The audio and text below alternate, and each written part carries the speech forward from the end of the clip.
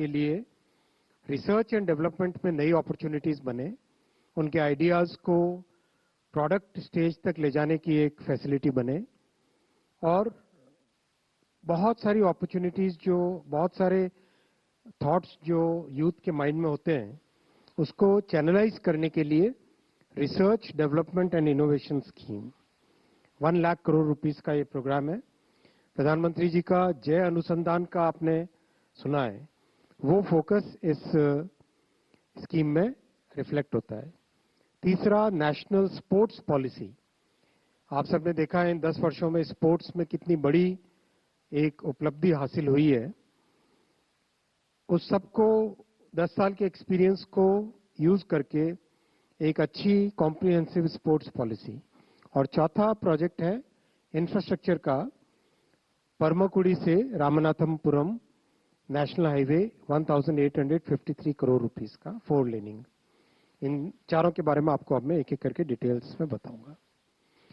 साथियों, आपने देखा पिछले बजट में माननीय वित्त मंत्री जी ने एक एम्प्लॉयमेंट लिंक्ड स्कीम के बारे में बहुत क्लियर एक पैकेज की घोषणा की थी।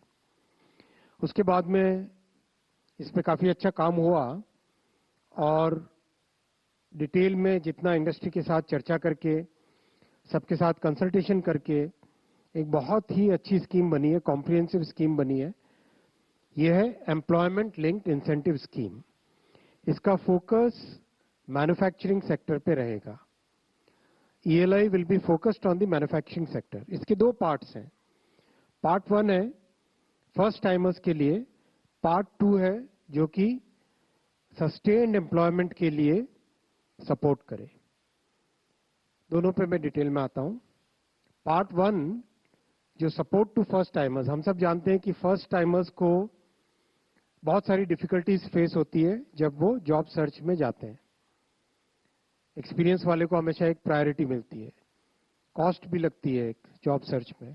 उन सब को ध्यान में रखते हुए फर्स्ट टाइमर्स के लिए 1 महीने तक की सब्सिडी, 1 महीने की सैलरी के बराबर subsidy up to a limit of maximum 15,000 rupees ये दी जाएगी, जो कि 2 इंस्टॉलमेंट्स में होगी, 6 महीने और 12 महीने के बाद में दी जाएगी। इससे एम्प्लॉयर्स को, कंपनीज को, they will be encourage to hire the first timers. और ये बहुत अच्छे consultation, long process of consultation के बाद में ये स्कीम बनी है। करीब 6 महीने 7 महीने का कंसल्टेशन इसमें हुआ है, उसके बाद में ये स्कीम बनी है। इससे फर्स्ट टाइमर्स को बहुत मदद मिलेगी। उनको एम्प्लॉयर्स जब हायर करेंगे तो जो बड़ा एक पशोपश रहता है एम्प्लॉयर्स के माइंड में कि एक्सपीरियंस को लूं या फर्स्ट टाइमर को लूं, वो इससे दूर होगा। दूसरा इसका पार्ट है जो सस्टेन्ड एम्प्लॉयमेंट देते हैं 2 साल के लिए, every month 3,000 rupees per month पर एम्प्लॉय, ये एक सपोर्ट मिलेगा। और जो मैन्युफैक्चरिंग इंडस्ट्रीज हैं उसमें यही सपोर्ट 4 साल के लिए मिलेगा, up to 3,000 rupees per month.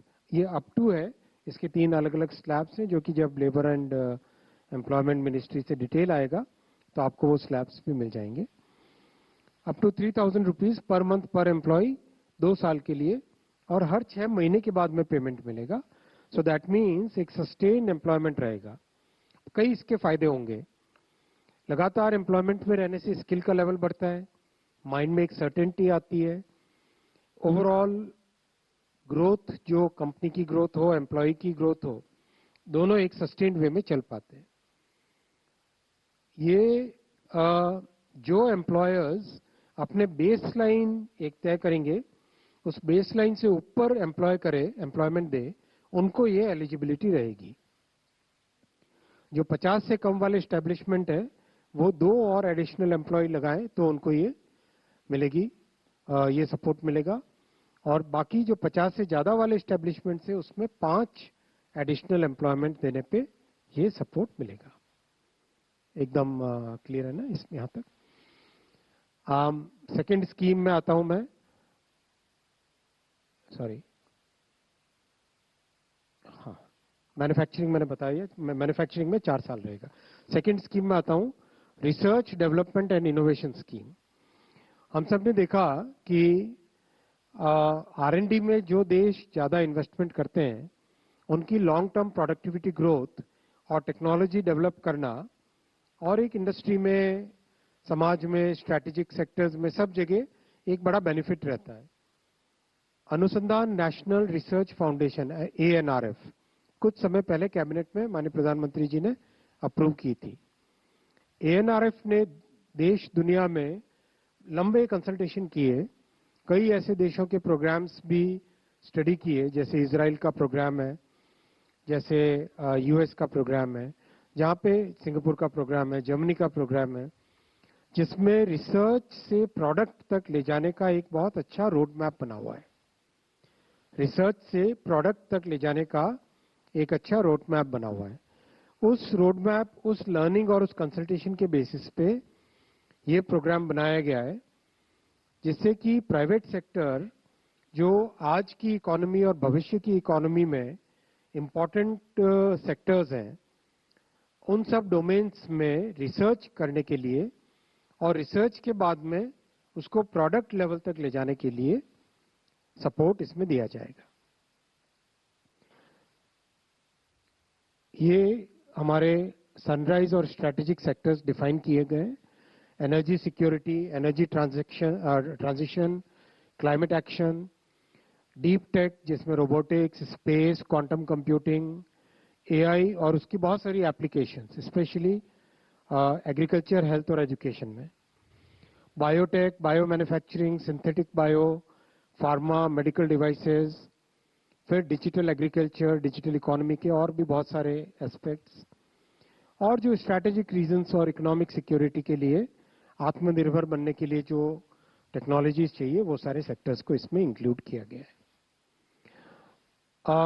इसका स्ट्रक्चर इस तरह से होगा,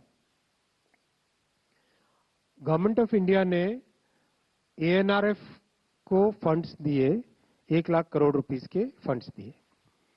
ये एक 50 ईयर इंटरेस्ट फ्री लोन है। ANRF का जो स्पेशल पर्पस फंड बनेगा, वो सेकेंड लेवल फंड मैनेजर्स को कंसेशनल रेट पे फंडिंग करेंगे।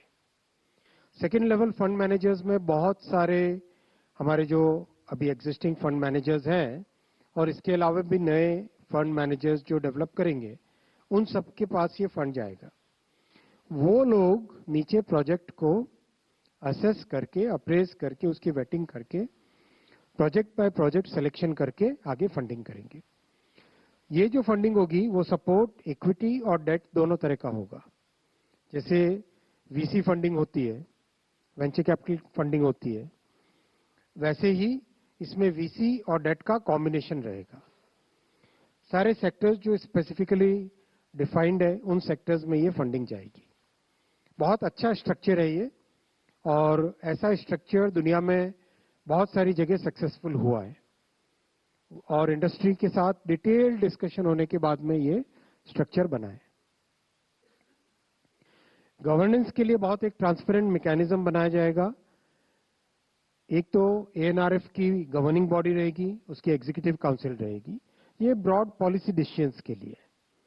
उसके बाद में डे टू डे जो डिसीजंस होंगे वो एम्पावर्ड ग्रुप ऑफ सेक्रेटरीज, इसमें जिस सेक्टर का प्रोजेक्ट है उस सेक्टर के सेक्रेटरी भी शामिल होंगे। मान लो एनर्जी ट्रांजिशन का क्लाइमेट एक्शन से रिलेटेड है, तो उसमें MNRE के सेक्रेटरी शामिल होंगे। मान लो AI से रिलेटेड है, तो METI के सेक्रेटरी भी शामिल होंगे। मान लो बायो फार्मा है, तो उसमें हेल्थ सेक्रेटरी और फार्मास्यूटिकल के सेक्रेटरी भी उसमें रहेंगे। नीचे इन्वेस्टमेंट कमेटी बनेगी, जो कि जिस तरह से वेंचर कैपिटल इंडस्ट्री में इन्वेस्टमेंट कमेटी काम करती है प्रोजेक्ट को अप्रेज करने के लिए, वो उसी मेथड से काम करेगी। This is a very good, very transparent and a very detailed structure which is based on the consultations with industry, consultations with many other governments who have done similar structures in the past. So I think this will be a path-breaking scheme which will really help our country develop many new technologies and take them to the product level. Third, आज का decision है वो है परमकुड़ी से रामनाथपुरम का national highway. ये 46 kilometre का national highway है। तमिलनाडु में आपको ध्यान होगा पंबन ब्रिज बना है, ये रामेश्वरम वाला हिस्सा। उसके साथ ही एक ऑलरेडी नेशनल हाईवे की 2 लेन रोड है, वो कनेक्ट करती है मदुराई को। तो इसमें आज के इस अप्रूवल में from Madurai all the way up to Paramakudi already है 4 लेन। परमकुड़ी से आगे रामनाथपुरम तक 4 लेन का प्रपोजल है, और उसके आगे जो सी वाला पोर्शन रहेगा, समुद्र वाला पोर्शन रहेगा धनुषकोडी तक जाने का, that is a DPR under preparation. उसकी डीपीआर अभी ऑलरेडी बन रही है, so that will also very soon come to the cabinet. So this way जो तमिलनाडु के इस कोस्टल एरिया में लोगों की बहुत लंबे समय से डिमांड थी, पंबन ब्रिज के टाइम में भी लोगों ने डिमांड की थी कि हाईवे का भी 4 लेनिंग होना चाहिए, वो डिमांड यहां से पूरी होती है। और एक अच्छा Rameswaram has become a very very important, हमारे श्रद्धा का, कल्चर का, भक्ति का तो बहुत बड़ा सेंटर है ही है, और देश विदेश से, दुनिया से लोग यहाँ पे लगातार आ रहे हैं। तो Pamban bridge plus this highway will become a major connectivity to Rameswaram.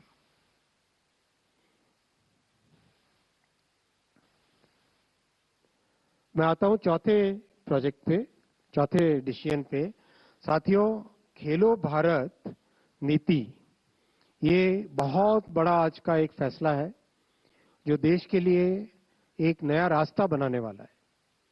माननीय प्रधानमंत्री जी ने इन 11 वर्षों में स्पोर्ट्स पे एक अलग तरीके से ध्यान देके, और विशेषकर ग्रामीण क्षेत्रों में जो टैलेंट है उसको आगे लाने का, एक सिस्टमेटिक तरीके से आगे लाने का प्रयास किया है।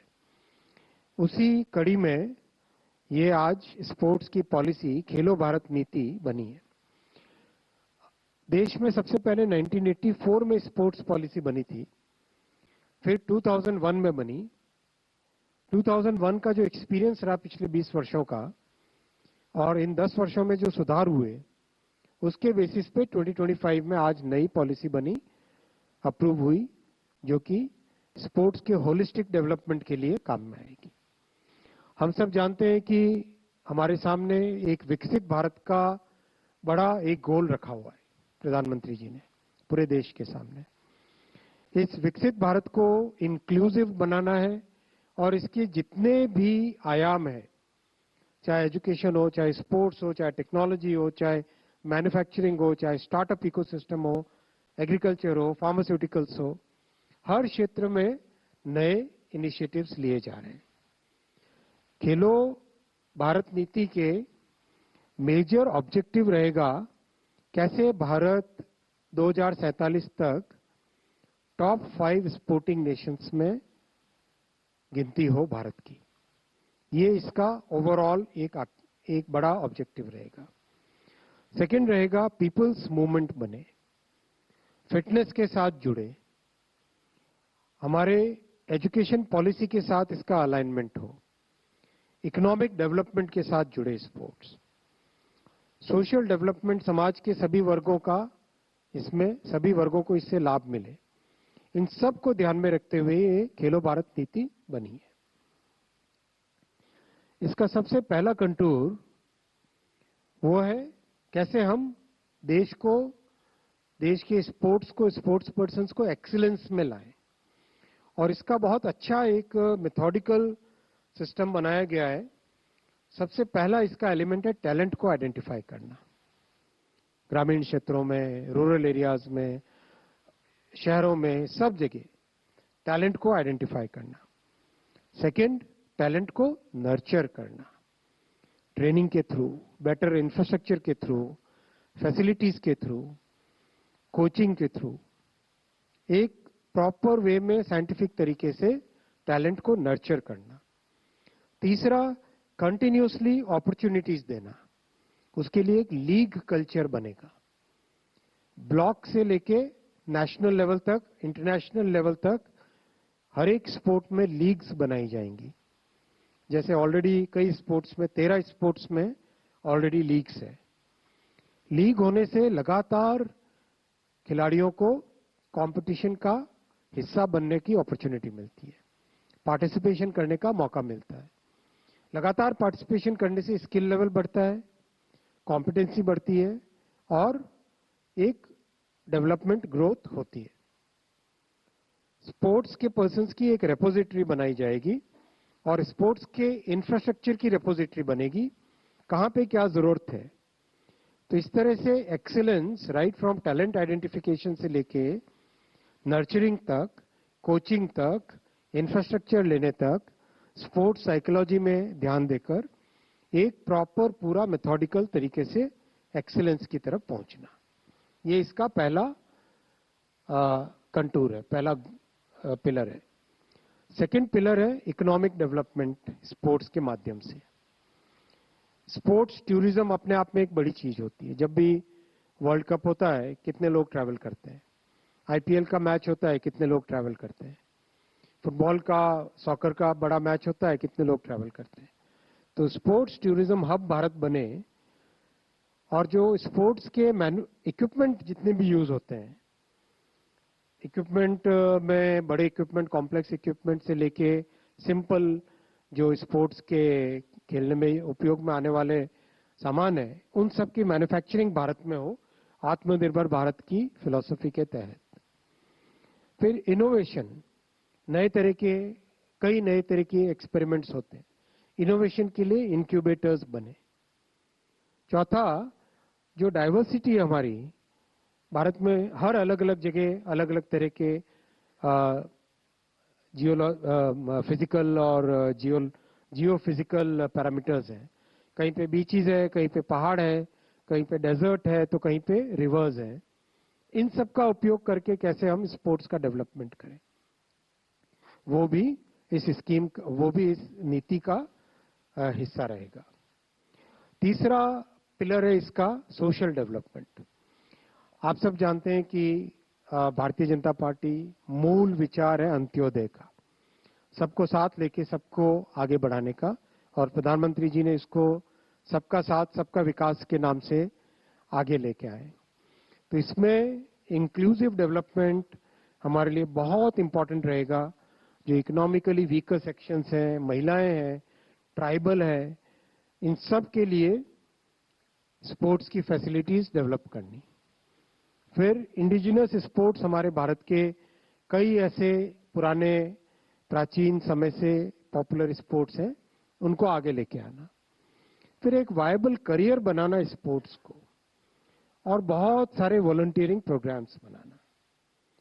चौथा इसका नीति का चौथा पिलर है पीपल्स मूवमेंट बनाना स्पोर्ट्स को। किस तरह से जनता भागीदार बने, और इसमें हम सब भी भागीदार बन सकते हैं। अपने वजन को कम करें, चाहे 10,000 स्टेप्स डेली का एक टारगेट लेके चले, और वजन को कम, मैं किसी की तरफ देख नहीं रहा हूं